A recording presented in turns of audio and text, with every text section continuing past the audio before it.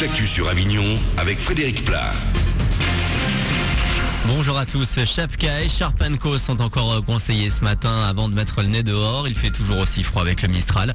Des rafales jusqu'à 70 km/h aujourd'hui et 2 à 5 degrés au mieux au thermomètre. C'est malgré tout encore le soleil qui va bien nous accompagner aujourd'hui. C'était la météo sur Énergie Avignon avec Centerfet, le spécialiste de la fête au Pontet. La donne est donc encore un peu la même depuis bientôt un mois en Vaucluse, un mois qu'il fait froid et quasi autant de temps que le Mistral ne cesse de souffler. La situation va un petit peu s'améliorer d'ici ce week-end, mais les matinées vont rester froides. Il n'y a que les températures maxi qui vont un peu prendre de la hauteur et le vent donc continuer de balayer la vallée du Rhône.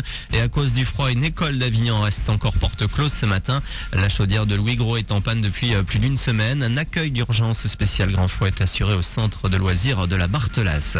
Et dans le reste du pays, on grelotte pas mal également. Une bonne partie de la France nord du pourtour méditerranéen est toujours sous vigilance météo orange. C'est soit à cause du froid, soit à cause de la neige et du verglas. La neige qui tombe principalement du centre nord du pays ce matin. Enfin, le froid qui est sans doute à l'origine d'une rupture de canalisation hier dans un hyper à l'Île-sur-Sorgue. Les salariés du SPAR se retrouvent au chômage technique, le temps de réparer. Pas de changement en Ligue 1. Le Paris Saint-Germain est toujours leader malgré son match nul 0 partout hier à Nice. Montpellier est deuxième, Lille troisième.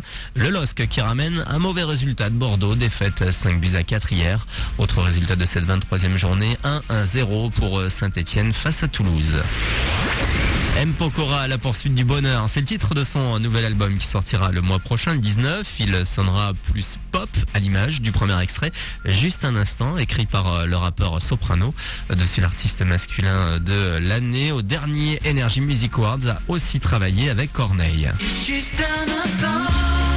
Corneille aussi, on a travaillé ensemble sur l'album, il m'a écrit 2 textes, dont une chanson qu'il a écrit et composée. C'est aussi quelqu'un avec qui je m'entends très bien depuis mes débuts. Corneille, on est un peu de la même génération, en tout cas on est tous les deux arrivés début des années 2000. J'aime beaucoup sa plume, je trouve que c'est quelqu'un qui sait bien relier un peu la jeune génération et une génération un peu plus ancienne dans ses textes, dans sa façon d'écrire. Et aujourd'hui, moi je suis à une période charnière de ma carrière, c'est-à-dire où je suis entre le jeune homme et entre l'adulte et je pense que c'était aussi une plume qu'il me fallait pour passer un cap. Et sortie d'album prévue pour le 19 mars. Voilà pour vos infos. 8h35, excellente matinée à vous.